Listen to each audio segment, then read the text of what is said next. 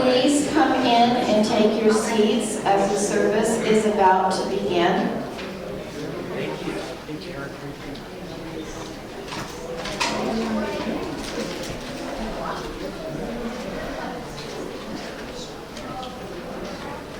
We'd like to welcome you to South Valley Unitarian Universalist Association, and we will be starting off with a prelude from Mozart Piano Concerto Number 21, the second movement.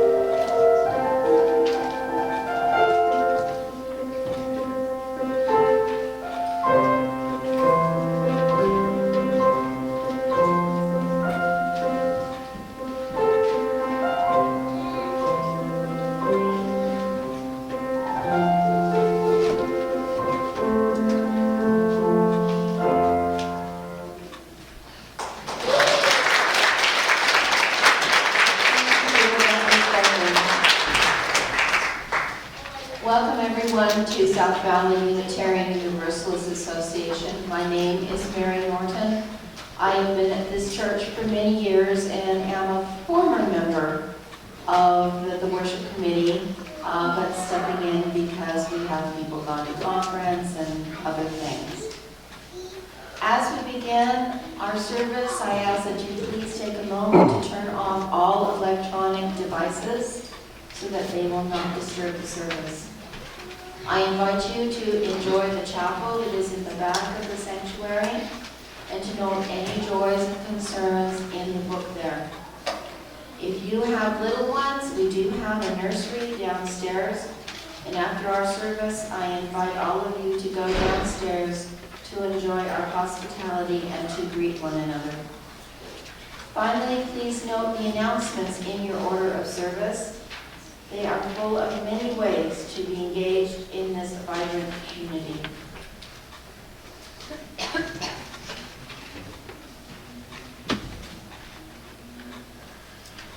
Good morning, everyone. Good morning. My name is Christine Merrill, and I'm serving as the Vice President of the Board of Trustees, elected by you, the membership. I serve as liaison for the Committee on Ministry, Personnel, and the Leadership Council, and it's my pleasure to welcome you this morning.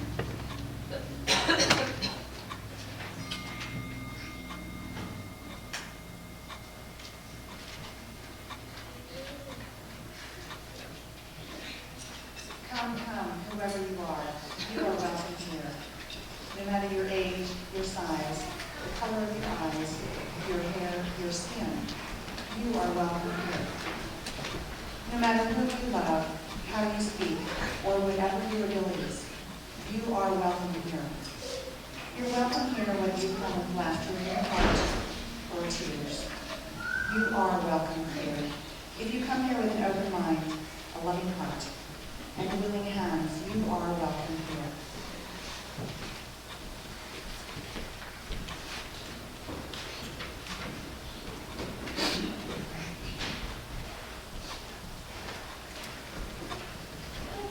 There are two central facts about the bicycle.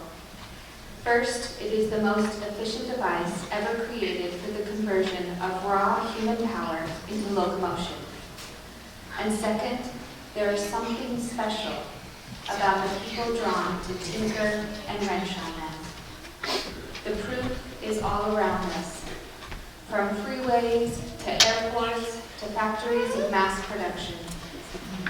The greatest byproduct of the instrument that Susan B. Anthony called the freedom machine and the largest force in the liberation of women is the diversity of remarkable people who have been inspired by bikes and as a result created a lot of remarkable things. Many of these things we just don't notice anymore.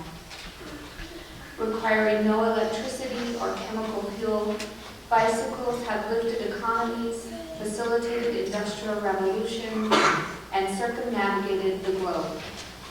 Their inventors and technicians give us the motorcycle, the short skirt, the unchaperoned date, and an audacious faith in our own forward progress.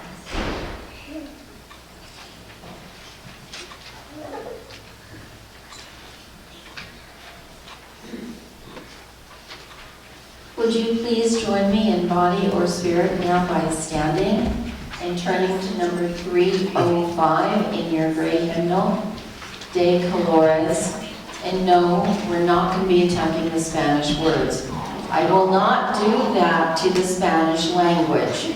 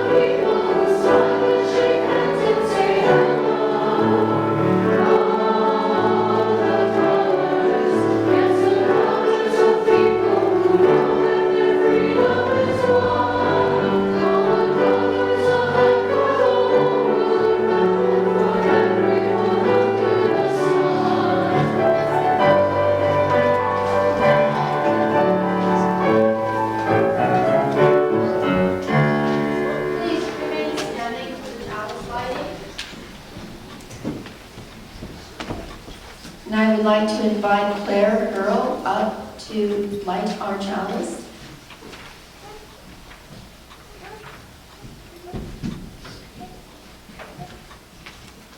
Please read with me the words for the chalice lighting from your order of service and feel free to do the actions.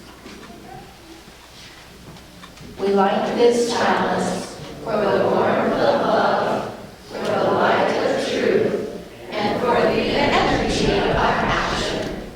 Thank you. You may be seated. Now, normally we would invite the children up for the story, but our storyteller feels a little bit more comfortable if all the children just stay in their seats this week. Actually, you can come up if you want to. It's open and all, come on up. Oh, okay, kids, you can come up if you want to. Change your mind on me.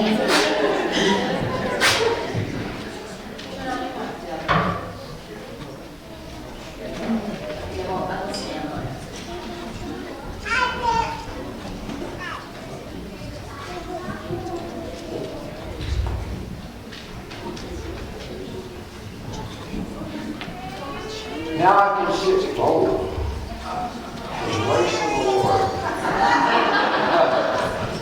And the enemy is me. Okay? And I consider everyone in the room to have moved upward because I'd like participation from everyone. And when you woke up this morning, you didn't quite know what you were going to do. We never do. And we don't know how our lives are going to come out. We don't even know what we're going to do in the next hour a lot of times.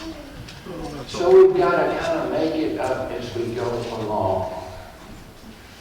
And it's called improvising, but all that means is making something new with what you've got. Now, I want to illustrate a point here, a way of thinking. If you say yes, it opens it up to what may follow. And if you say no, it shuts the door on anything that might happen afterwards. So I want everyone, when I say, I want everyone to say yes. Yes. Everyone, yes. Yes. Okay, do you want me to tell you a story? Yes. Okay, does this story, is it about a night? Yes. Thanks. You've already got this. Does this knight wear shining armor? Yes. Does he ride a horse? Yes. Does he save a beautiful woman in distress? Yes. Is there a dragon standing in the way? Yes. Okay, you understand when you say yes, that lets me go to the next part of the story. Because now, I want you to say, when I do this, I want you to say no. And I'm going to ask you another question. Can I tell you a story? No. I'm out of here. You notice when you say no, that shuts the door. And there's no more story. There's nothing else happens after that. Now, there are things in life you want to say no to. Things that may hurt you, things that may scare you, and you just don't want to do it for some reason. So it's okay to say no to things. But when you want possibility to happen, you want another story to happen, and you want to think of a new way of doing stuff, you say what? Yes. Okay. So that's the difference. And you say yes, and then there's another magic word that you can follow your yes with. Yes opens the door. When you use the word and, A-N-D, and, say the word and. And. You say yes, yes, and. Yes, and. And connects you with something different that can happen after you say yes, something different. Like I'm standing here, yes. Yes. Okay. And I can do all kinds of things while I'm up here. I can walk out of the room and let you do the service by yourself. Okay. I can jump on this bicycle and do tricks in front of you and you clap. And means I can try to play the piano, and that will really drive people out of the room. So, and gives possibility. Can you say yes and? Yes and. Okay. When something happens, go yes and, unless of course it's something that you really don't want to do. Then you say what? No. But usually say yes. So when I say I'm going to put this box up here, I say what? Yes? Yes. And I say yes, and I can put another box here. And, okay? And I'm going to say, what are you going to say now? Yes. Okay? I'll put, yes, every time you say yes, it allows me to build something. And we're building something together. When you say yes to what I'm doing, it allows me to build something else. And I stack another one. And when you say and, it allows me to do amazing things that you probably haven't even thought of yet, which is something like this. And yeah, but I'll knock it down. But, yes and. Can I knock it down? Yes and. Okay. Okay, so that's all. Go to your classes, have a good time. And I hope that mattered to you. Let's sing the children out.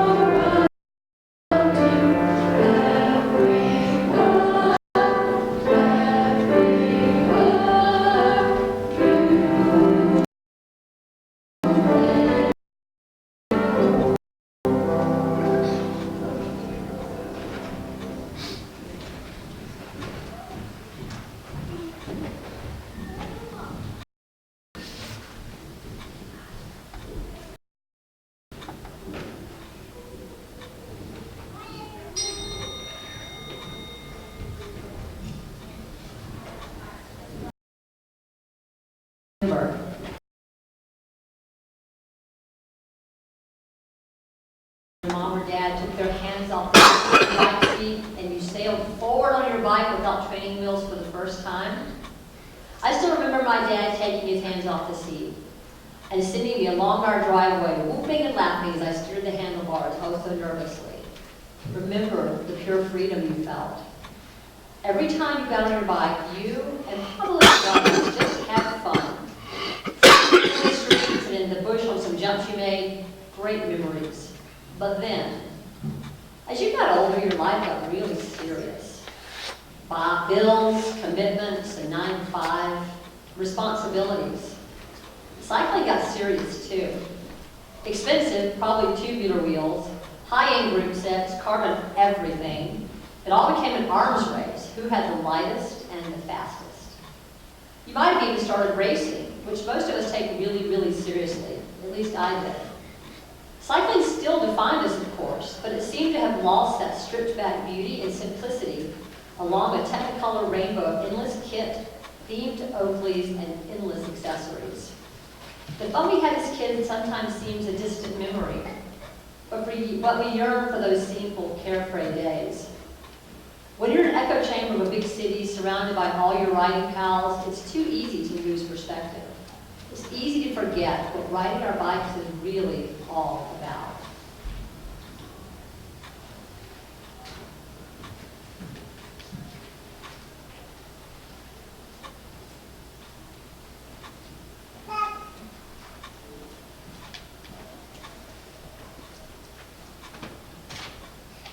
And now we come to that portion in our service where we ask you to give generously to the support of this church. If you are a visitor, please do not feel, oh, oops. Knew that was going to happen? Okay, actually, before we have the offering, we're going to have a song. Could you all please stand and turn to 123, Spirit of Life.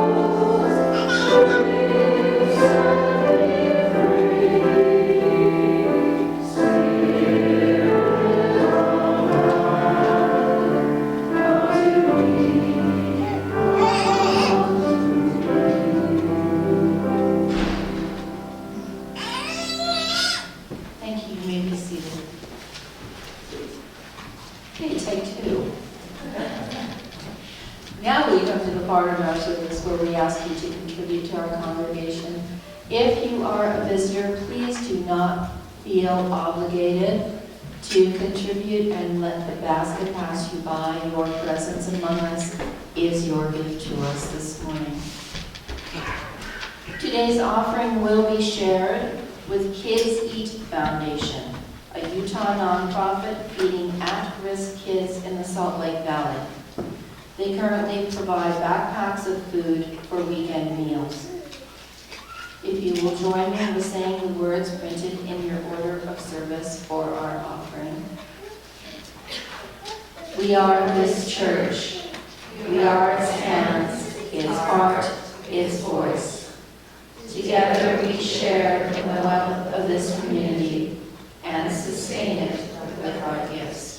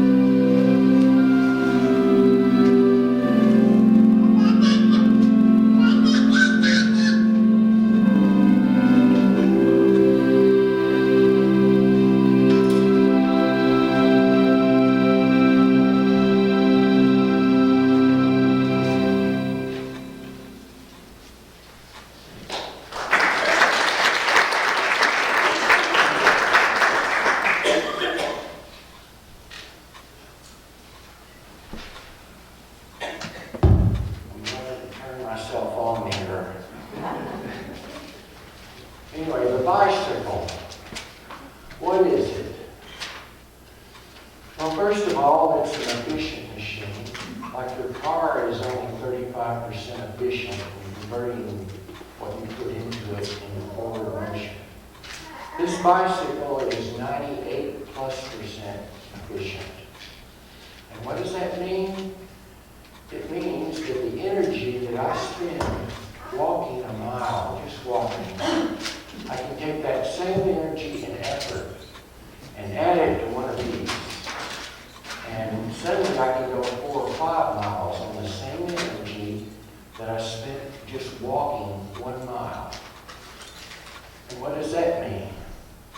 It means that in the 1890s, when this first became available, that crowded tenements, you had 10 people crammed into one room because they had to live that way so they'd be close enough to their work so they could walk to work every day.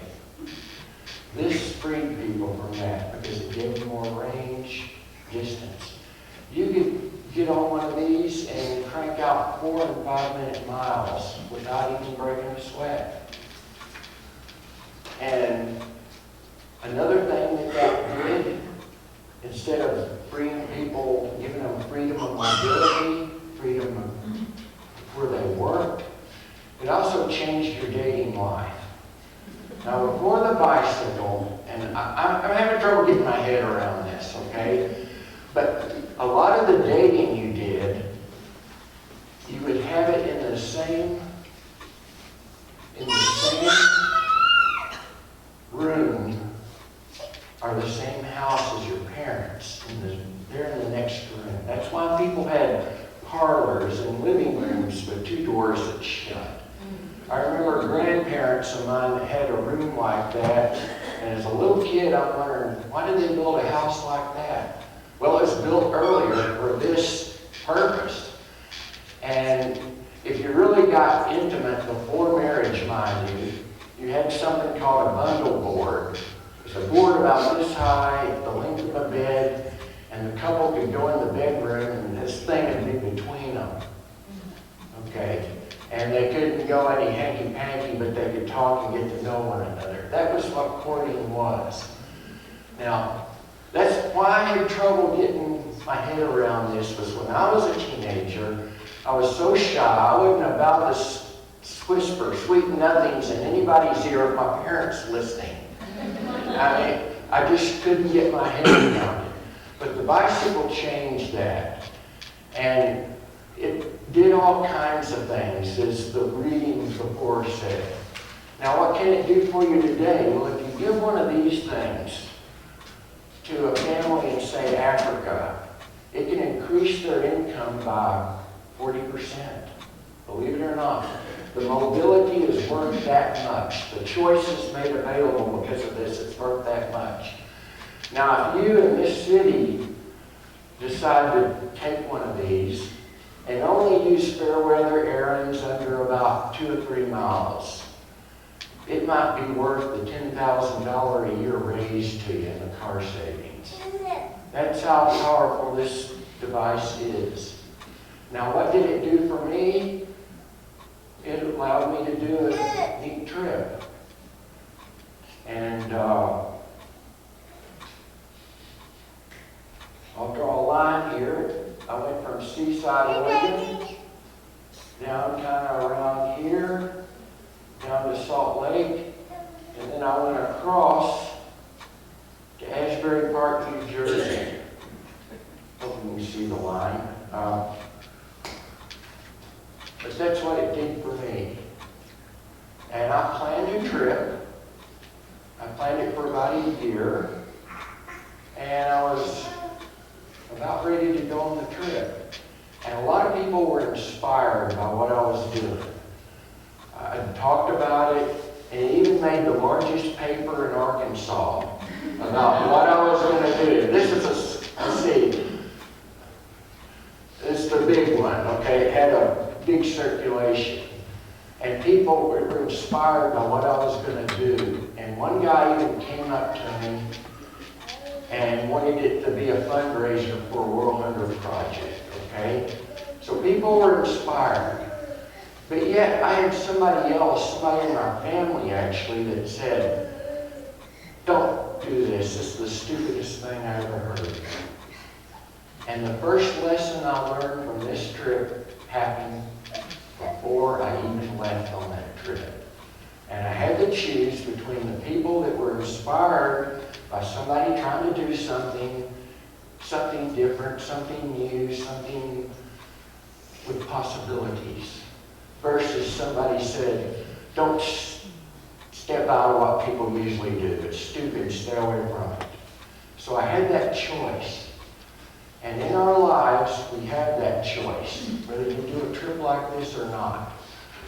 You have that choice because some people are saying, get back in line, shut up, sit down. Sounds like a school bus driver, doesn't it? But you sit down, you have that choice between that and the world of possibilities. And that was the first lesson I learned on this trip before I even went. But I obviously chose to go on the trip, and I left Little Rock and went to the West Coast, and I'm staring at the Pacific Ocean. I turn around, and I'm imagining a strip of land about 10 miles wide, 5 miles on each side of it, and extended all the way to the East Coast. And it was a dream. I had no idea what was going to happen. I hoped it would be good. I hoped it would be adventurous, so I started pedaling. I went down the Oregon coast for a while. It was a lush, tropical, rainforest kind of environment. Then I crossed the Cascades, and I was suddenly in the high desert. I pedaled for about 3 days, and I came to this town, Primal, Oregon, and I met a family, and they invited me in for a weekend. A lot of people were interested in this trip, so I was invited in, and one day I took a 7-year-old son just to walk around the block, and he took me around to a graveyard, and he pointed to his tombstone, and he says, "That's my dad who left and changed forms, and he's not here anymore." And to me, to share that with a kid is so honest that this is what it meant to this kid. And he's telling me about a major thing in his life. And I knew then that one of the most important parts of this trip would be the people I met. And it was throughout the trip. And while I was in Prineville, I heard about this cult. I saw people wearing red pants and orange t-shirts, and they had a black necklace around them. And there was a festival or something they were having in Antelope, Oregon, because this cult had bought this big ranch and turned it into their headquarters. And the local people didn't like the intrusion. But they're going to this thing, and I say, God, I want to see that too. And they go to it, and they say, well, they won't let you in, you're not one of them. And I went to a thrift store and got, guess what? Red pants and an orange t-shirt. And I got 2 black necklaces, put them together, and a button about that big.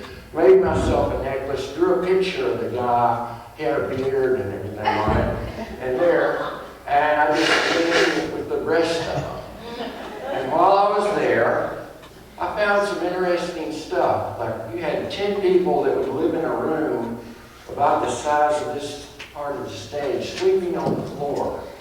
And they would line up at noon every day along this road. And this bad one, or the Rajneesh, or the guy from India would ride by the Rolls Royce, and everybody would do, hey. And they had armed guards and everything. And I asked, why would people do this? And the people I talked to said that basically that they tried life and they found it wanting and they were looking for meaning. And they wanted to be part of something bigger than themselves. That's why they were all wearing orange and red and flocking into this place. And lesson there is if you become enough like people, they'll tell you what's going on with them. You will learn things. And sometimes you don't like what you see, and sometimes you do like what you see, but you have access. And anyway, I was on a greater journey of my own, and I left. I went back out into the sagebrush where the bike was hidden, and I took off and pedaled east again. 2 or 3 days later, I came to this town in Idaho, and I met this woman, and she was the most fascinating person I'd ever met. She was a person that worked in the Murrow Station in Antarctica. She drove a bulldozer. She was a lumberjack. She was a woman about this high. And to me, that was utterly fascinating because I'm from the Bible Belt, as you can hear from my voice. And all the women, at least that age, they're going, "Oh, I'm so cute." Okay, but that's fascinating me. When I left there after a day or two, I looked back up from a hill down the town and I said, "God, that's neat. I hope the rest of the trip is like that." It's true that the people I meet is going to be the most important thing here.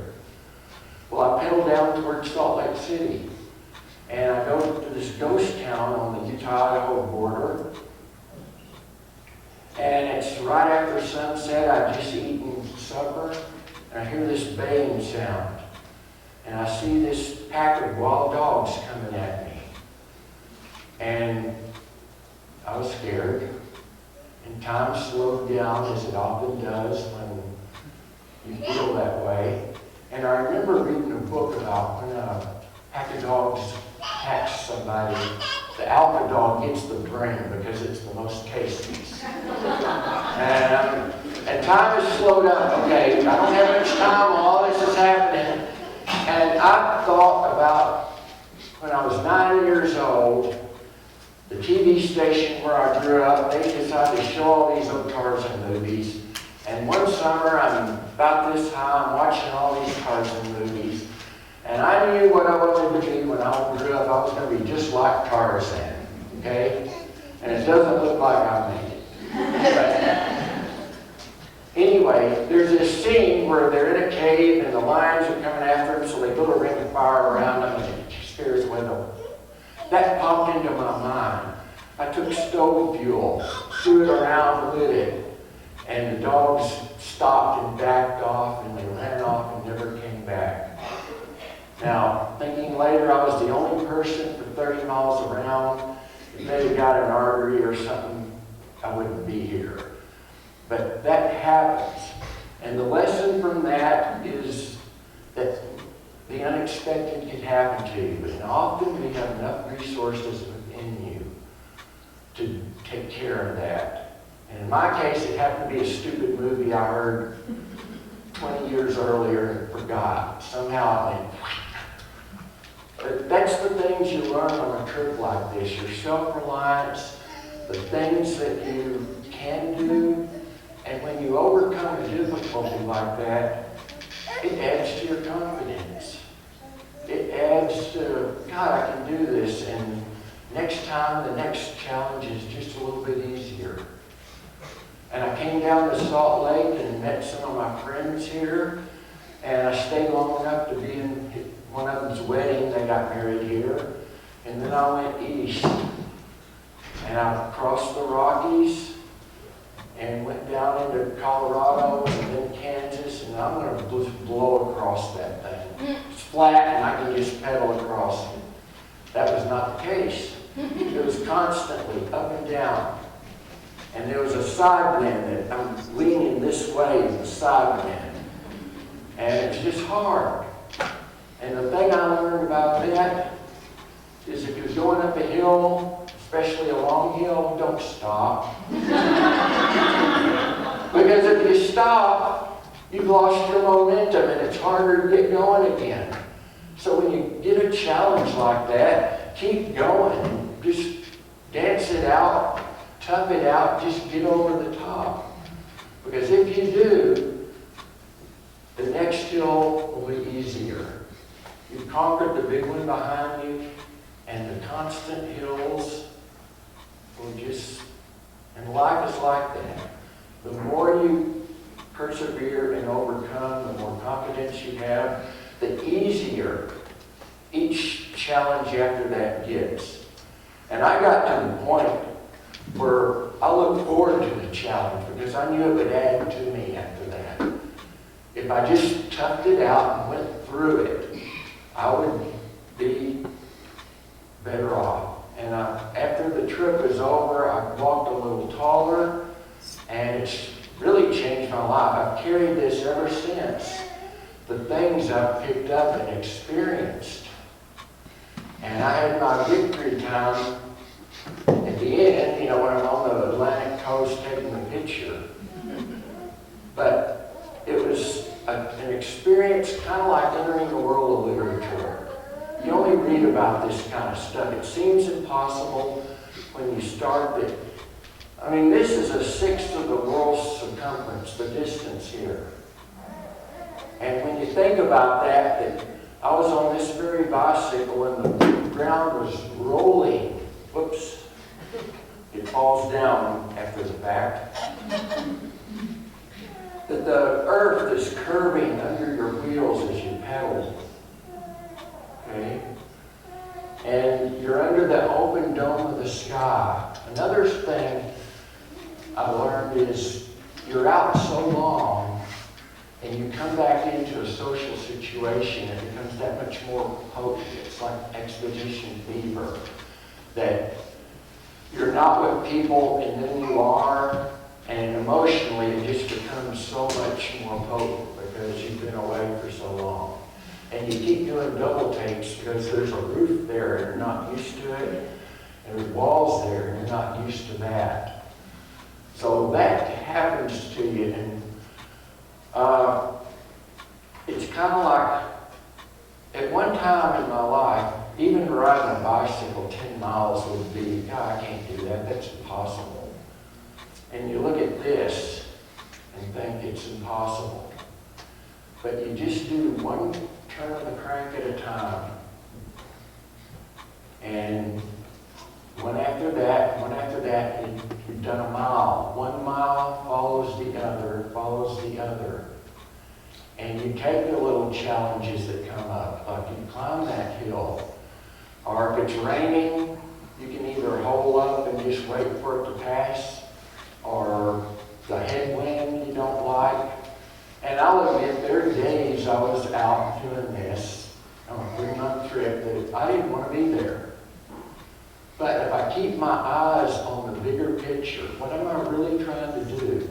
What will I think of it afterwards? And it drives you through, it helps you get through the little thing that you don't care about as you're doing it. And I had all kinds of joys during the trip. I had, I'm in places where it was so dark and you look up at night and you forget just how many stars there are. You just can't see them in the city lights. And one night, it was just so dark, I was going down a mountain, and I had to stop and get off the bicycle, and there was a highway, paved highway, and there was rocks on this side, and over here there was a drop of about 60 feet or so. And it was so dark I couldn't see the road, so I got off the bicycle so I could feel the edge here and not go flying off. And I'd read signs that there's bears in the area. And okay, I didn't pay much attention to it. But now, every now and then I turn on my flashlight and see the edge, nope. And I try to keep one eye closed to keep my eyes night accommodated. And one time I turned on my flashlight and there's these big eyes glowing, just staring right at me. And I think I changed underwear soon after that. But I was scared and I moved my flashlight over to the right, and there was a whole sea of glowing eyes. It turned out to be a whole herd of Black Angus cows just sitting down there. And their eyes had the reflective stuff, and it looked really eerie. But you're out there by yourself, and things can scare you, okay? But I had all kinds of experience like this, but knowing that every little bit you do adds up, both in the mileage or climbing the mountains, and every mountain when you get to the top, I mean, you work your tail off getting up there, but it's always a good long coast afterwards to reward you for having done that. And my long coast would happen to be, I think I coasted 50 miles at one time without pedaling. It was just like a silent motorbike. But you have all kinds of stuff like this on a trip like this. You put yourself in a place where adventure and the new can find you. You learn a lot about it. And it certainly added a lot to my life. And even to this day, I carry the knowledge that I did this behind me. And a lot of the little stuff that people agonize over just doesn't bother me anymore. Yes, I mean, if you stub your toe, it hurts, I feel for you. Here's a Band-Aid, what can I do to help you? Yeah, that. But I don't freak out over the little things that happen anymore. And somebody's going to laugh at me and I'm going to really freak out at you. But no. But that's what something like this does for you. It makes you learn to overcome and deal with things. And once you've dealt with something big like dogs that might kill you, the little stuff we deal with every day isn't so serious anymore. You can see beyond it and find solutions. So thank you.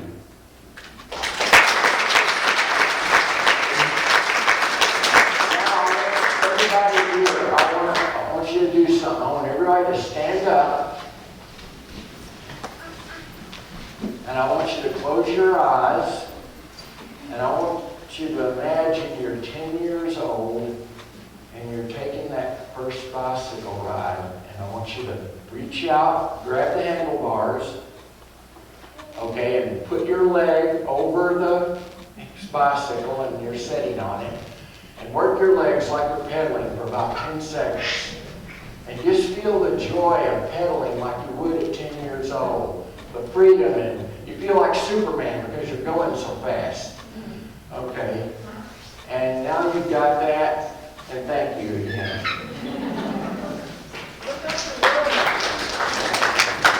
The world map, I have a question here all of a sudden. Well, here's where my trip started, and here's where the trip ended. Other people have gone around the world behind the cardboard and everything. Other people have come from here down to here. I went from here to here, but it's still a good proportion of the Earth's circumference. You can go basically anywhere on this sphere on a bicycle, and it has been done.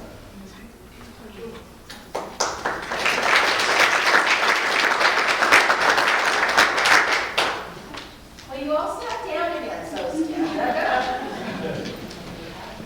159, this is my song, a closing song.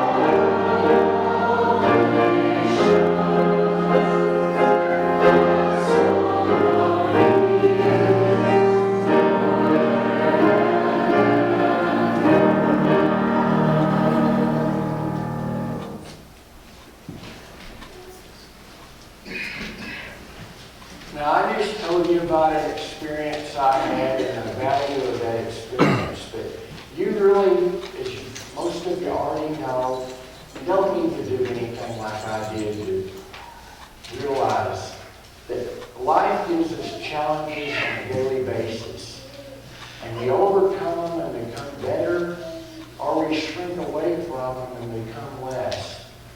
And whether we conquer them today and make the next one easier, or we can make the next one harder by our actions today.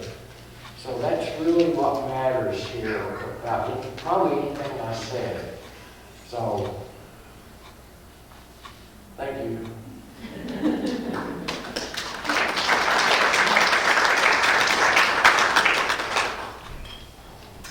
And now we hear our postlude. This will be performed by Ari and by Deborah on cello and piano.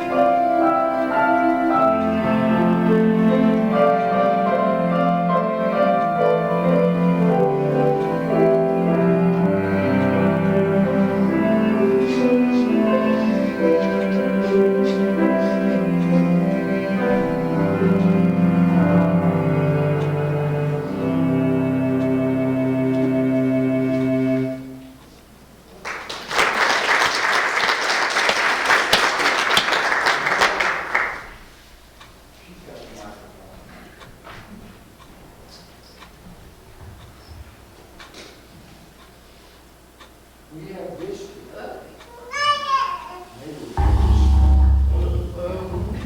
Hey. Hey, Ted.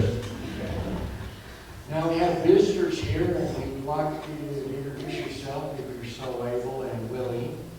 We won't make you give a speech, so do we have anyone here for the first time maybe?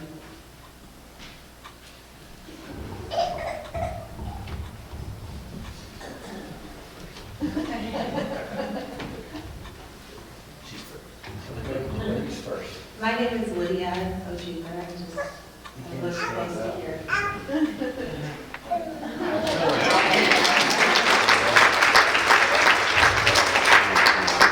I'm Jesse Stay. This is my wife, Rebecca. Just visiting from South Georgia.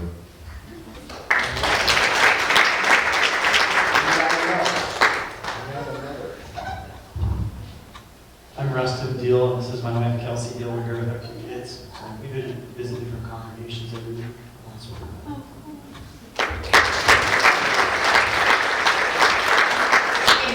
I'm Karen, and Get the full experience. I'm Karen. I'm doing similar. I'm going around the valley and looking for my place. Okay. Let's give you a shot. Anybody else?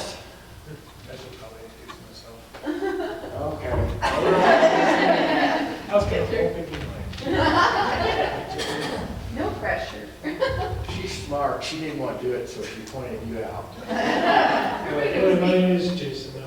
This is my second time here.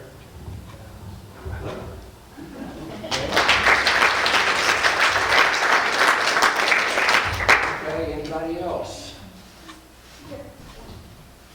Where? You truly know how to be a beautiful. This Saturday night, the roof is going to be rocking here. We're having the head of the jazz department at the University of Utah, Chris Johnson, just came out with his second CD, Jazz Trumpet, and I got tickets. So they're $15, $10 for students. And I wish I could say that we're going to sell out before the evening, but I think there will be tickets at the door. But please try to make it so that they're standing room only. Thank you. And it benefits the music program here, so that we have plenty of music, and we always love to have choir members too. And you have some for sale today? I'm sorry? Are you selling some today? I have tickets here.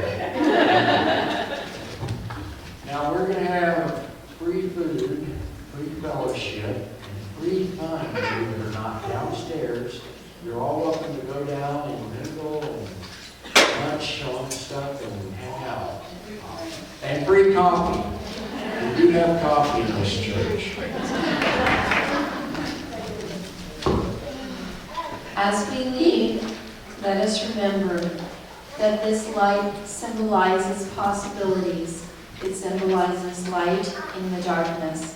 May you take this light with you as you go.